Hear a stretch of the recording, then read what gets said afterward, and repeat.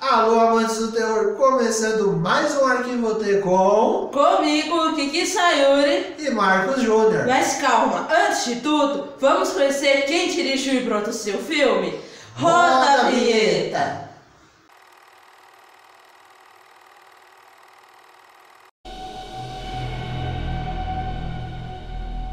Sir Alfred Joseph Hitchcock foi o diretor e produtor cinematográfico britânico, amplamente considerado um dos mais referenciados e influentes cineastas de todos os tempos.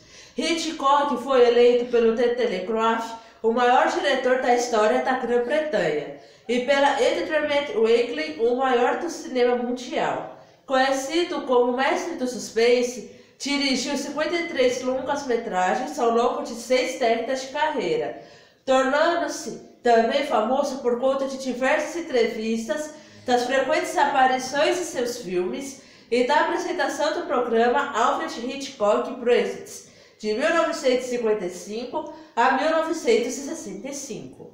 O estilo Hitchcockiano inclui o uso de movimento de câmera para emular o olhar de uma pessoa, tornando os espectadores em voyeurs, e concebendo planos para maximizar a ansiedade e o medo. O crítico de cinema Robin Hood disse que o significado de um filme de Hitchcock está no método, na progressão de plano a plano.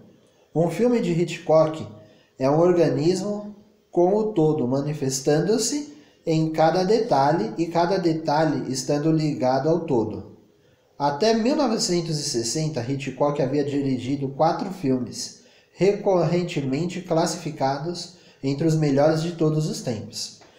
São eles Rear Window, de 1954, Vertigo, de 1958, North by Northwest, de 1959 e Psycho, de 1960. Em 1979, ele recebeu o título de Cavaleiro da Ordem do Império Britânico.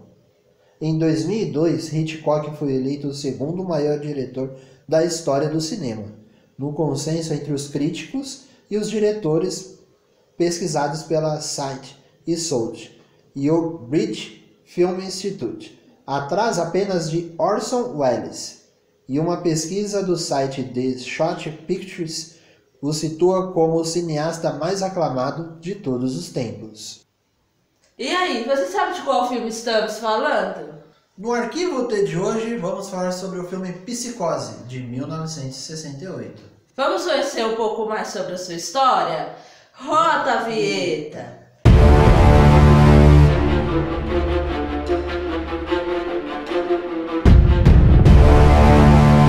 Na história, a secretária Marion Crane rouba $40 mil de seu patrão e foge para encontrar um namorado, Sam Lawrence. Dirigindo por uma estrada, ela acaba perdida em meio a uma forte chuva que caía, e então decide se hospedar no isolado motel Bates, gerenciado por um homem misterioso, Norman Bates, que vive à sombra da sua mãe superprotetora, Norma. Quando conhecemos Norman, a impressão é de que se trata de um homem frágil e atrapalhado, pouco preparado para gerir o motel da família, que por acaso anda bem mal por conta do isolamento, depois que um desvio na estrada diminuiu o movimento de carros por ali. Motel isolado, uma moça em fuga, um homem que não tem muitos amigos e passa o tempo empalhando animais, cenário perfeito para um crime. É aí que entra uma das grandes inovações do enredo, principalmente para a época. A personagem principal, aquela que acompanhamos desde o primeiro minuto, acaba sendo assassinada a facadas na metade da história, em uma cena violenta que ficou marcada para sempre como sinônimo de horror e crueldade. Uma figura sem rosto, a quem o espectador julga ser a mãe de Norman, invade o banheiro e a esfaqueia a pobre moça, que nada pode fazer para se defender. O espectador talvez nem se dê conta da tensão da cena, orquestrada por uma artatonante sinfonia de violinos, que a faca nunca penetra no corpo da mulher e que toda a ação se desenrola em pouco mais de 30 segundos. Até hoje, mesmo quem nunca viu o filme, fica tenso ao ver alguém entrar no chuveiro, um recurso recorrentemente utilizado no cinema para promover suspense. Outras tramas passam a imperar então. A história se concentra na busca por Marion, depois que a irmã dela, Lila, se dá conta do sumiço dela. Em outra frente, Norman faz de tudo para esconder as evidências do crime, principalmente quando um detetive particular, Arbogast, contratado por Lila, chega ao motel para investigar. O detetive também acaba sendo morto pela mesma figura sem rosto, e Lila e Sam Loomis, o namorado que não a encontrou depois que ela fugiu, concluem a investigação por conta própria. Marion fora assassinada pelo próprio Norman, que mantinha o cadáver da mãe em um cômodo da casa usando uma peruca e as roupas dela para matar. No fim, ocorre a segunda cena mais memorável do filme. A câmera vai se fechando num close no rosto de Norman, enquanto a voz da mãe declara tudo o que houve. Só aí o espectador descobre que Norman sofria de um distúrbio de dupla personalidade, porque havia matado a mãe e resgatado seu corpo no cemitério, passando a cuidar dela como se estivesse viva e recriando-a em sua cabeça. Ou seja, um personagem extremamente complexo se escondia por detrás daquele rapaz inocente. O olhar de Norman para o espectador nessa cena é um misto de inocência e maldade, quase hipnótico, fixando em nós uma certeza de que o horror estava longe de acabar ali, enquanto seu rosto se transforma por um flash de segundo no cadáver de sua mãe. E essa foi a história do filme. Mas calma que ainda não acabou. Se liga nessas curiosidades. Roda a vinheta.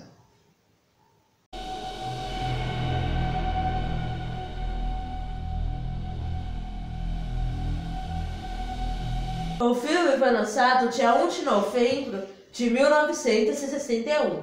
Assim como o livro que o inspirou, o longa teve continuações, estreladas por Perkins, com a participação dele, mas não tão expressivas como sua obra mestra.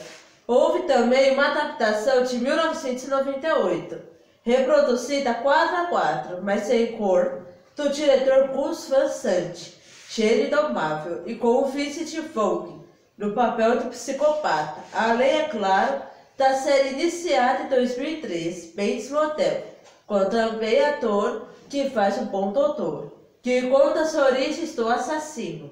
Algumas outras referências podem ser vistas em filmes como Halloween, o Dr. Sam Loomis, que cuida do caso de Michael Myers, Pânico, o nome do primeiro assassino é Loomis, além de diversas referências às duas cenas icônicas que tratamos aqui. Depois de Psicose, sempre que vir um assassino olhando fixamente para a câmera, você vai se lembrar de Norman Bates. Talvez as novas gerações não considerem o filme assustador, mas sem dúvidas ele está marcado na história do cinema, com uma produção que revolucionou e inventou um conceito de medo e tensão. O mistério em torno de Psicose se estende para além da trama sombria de Norman Bates, principalmente no que se refere à produção de sua adaptação para o cinema, pelo diretor Alfred Hitchcock. O livro de Robert Bloch, publicado no Brasil pela Dark Side Books, teve um caminho pouco convencional das páginas para as telonas. O filme Psicose foi uma ousadia que apenas um diretor com a fama de Hitchcock poderia se dar ao luxo de produzir naquela época. Com uma carreira consagrada no gênero do suspense, o cineasta se ofendeu quando lhe perguntaram se ele não gostaria de se aposentar. Isso logo após o lançamento do filme Intriga Internacional, em 1959, um thriller de espionagem. Com nenhuma vontade de se aposentar dos sets, Alfred Hitchcock decidiu que precisava de algo novo, ultrajante, que realmente surpreendesse uma audiência que já o considerava um tanto previsível. O livro de Robert Bloch parecia oferecer a história ideal para isso. O processo entre a leitura do livro, sua transposição para o audiovisual e lançamento das salas de cinema é cercado de rumores e curiosidades que só o tornam o louco ainda mais fascinante. Quando Alfred Hitchcock leu Psicose, ele decidiu que a história era ideal para voltar a empolgar as audiências em torno de um projeto seu. Ele secretamente comprou de Robert Bloch os direitos para a adaptação do livro, por $9.000. Feito isso, Hitchcock se empenhou em comprar o maior número possível de cópias do livro. O diretor se deu a este trabalho para que as pessoas não conhecessem o final da história e pudessem ser surpreendidas pelo filme. A preocupação de Hitchcock com spoilers era tão grande que no primeiro dia de filmagem, ele fez todo o elenco e equipe de produção jurarem que não divulgariam absolutamente nada sobre o filme. Além disso, ele escondeu o final do filme do elenco durante toda a produção, até que chegasse o momento de filmar tais cenas. Quando concebeu o filme, Alfred Hitchcock idealizou aquela famosa cena do chuveiro para ser completamente muda. Isso seguiu desta forma até o momento da edição, quando o próprio diretor não gostou do resultado e ficou em dúvida quanto ao sucesso do filme. O cineasta chegou a considerar deixar de lado o lançamento nas salas de cinema e exibir o longa apenas no seu programa de TV, Alfred Hitchcock Presents. Como o filme já tinha um baixo orçamento, o rombo não seria tão grande afinal. No entanto, apesar da orientação do diretor, o compositor Bernard Herrmann, que trabalhou na trilha sonora de Psicose, compôs algo especial para aquela cena. Ao ver a sequência com a trilha de Herrmann, Hitchcock se convenceu de que o filme funcionaria daquela forma. Ele ficou tão feliz com o resultado que dobrou o salário do compositor para mais de $34.000 e passou a afirmar que 33% do sucesso do filme se deve à trilha sonora. Até hoje, a trilha é reconhecida, inclusive por quem nunca assistiu ao longa.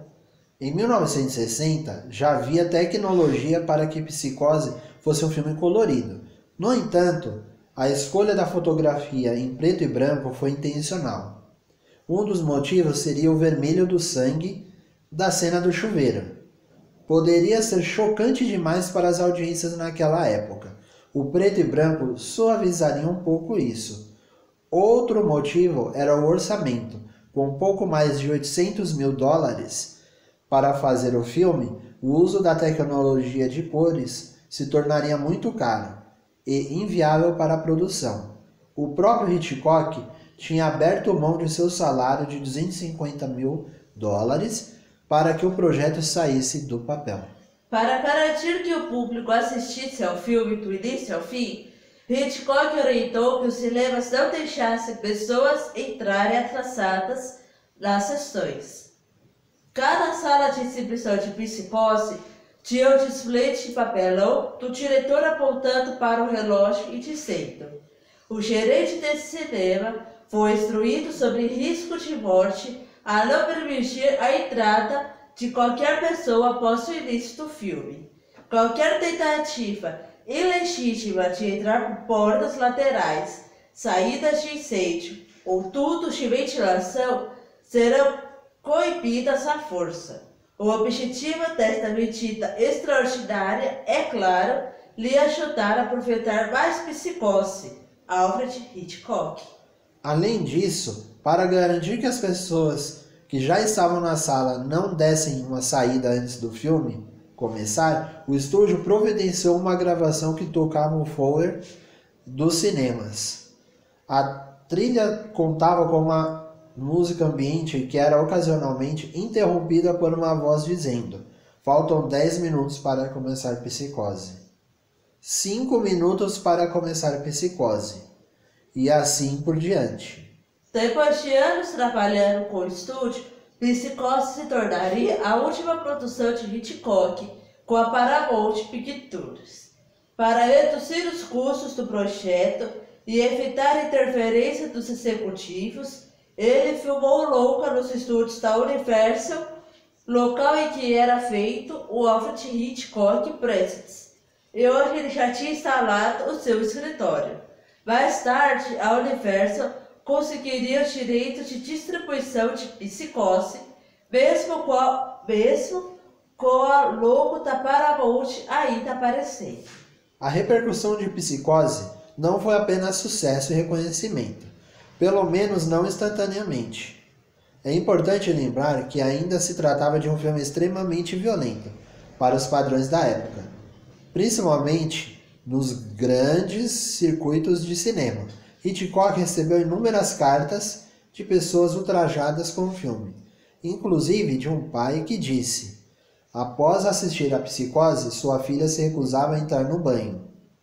Ao que o diretor simplesmente respondeu: mande-a para a lavagem a seco, então.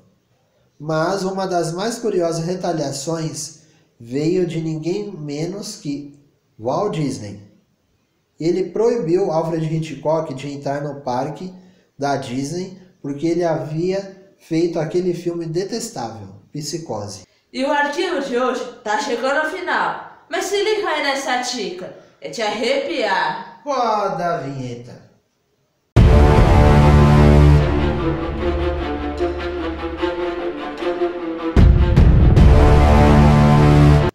E na dica de hoje, vamos deixar para vocês o filme O Bebê de Rosemary, dirigido por Roman Polanski e lançado no dia 21 de maio de 1968. Vão lá assistir, é te arrepiar. É isso aí. E essa foi a dica de hoje. Mas calma que ainda tem o lançamento. É te arrepiar e se liga aí. Roda a vinheta.